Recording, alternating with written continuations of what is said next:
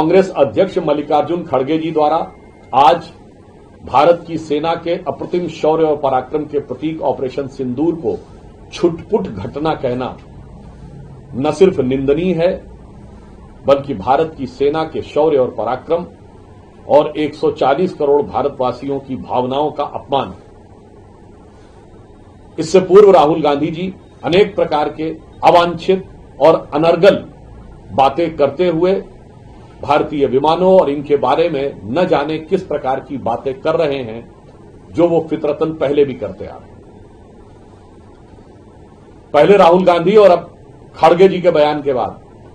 एक बात बहुत साफ हो गई है कि पिछले कुछ दिनों में इंडी गठबंधन के नेताओं के जो बयान आ रहे हैं, ये कोई अनायास मुंह से निकले बयान नहीं है। ये एक सुविचारित, भारत विरोधी और पाकिस्तान को ऑक्सीजन देने वाली विचारधारा से पोषित होकर आने वाले बयानों की श्रृंखला है। खड़गे जी का यह बयान यह भी दर्शाता है कि इंडिया गठबंधन नाम रख लेने से कोई दिल से इंडियन नहीं हो जाता। आज इस तथाकथित इंडिया गठबंधन के नेताओं के बयान जिस तरीके से पाकिस्तान की मीडिया में, पाकिस्तान की संसद में, पाकिस्तान की डिफेंस फोर्सेस की ब्रीफिंग में, पाकिस्तान द्वारा भारत के विरुद्ध अंतर्राष्ट्रीय स्तर पर दिए जा रहे डोजियर्स में प्रयोग हो रहे हैं, मुझे लगता है कि उसके बाद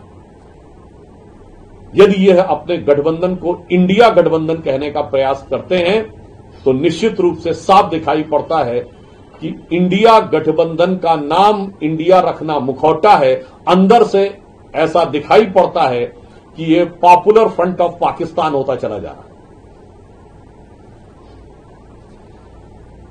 श्री खड़गे जी को मैं एक बात याद दिलाना चाहता हूं कि पाकिस्तान के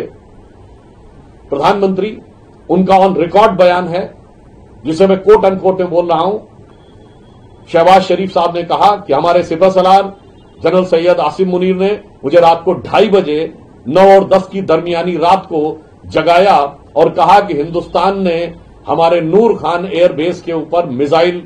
छोड़ी है, मिसाइल गिरा दी है, इन्वर्टेड कॉमा क्लोज। अब अगर इसके बाद भी ये कांग्रेस, खड़गे जी, राहुल गांधी जी को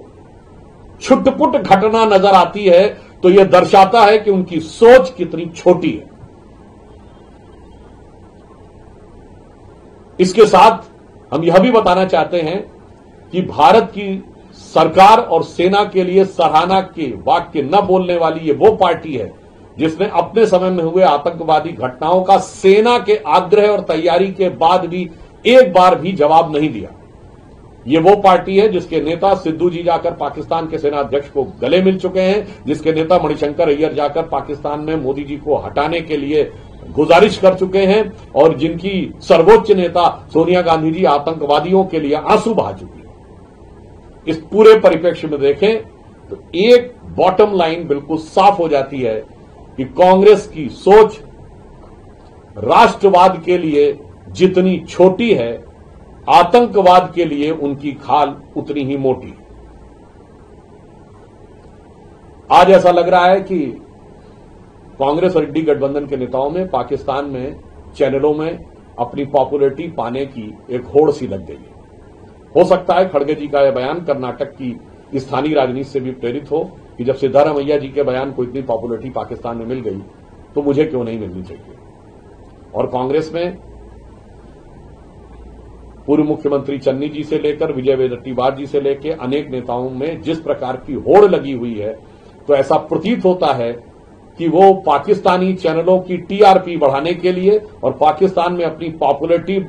प्राप्त करने के लिए एक कट थ्रोट कंपटीशन, गला काट प्रतिस्पर्धा में लगे हुए हैं, भले ही इसमें भारत की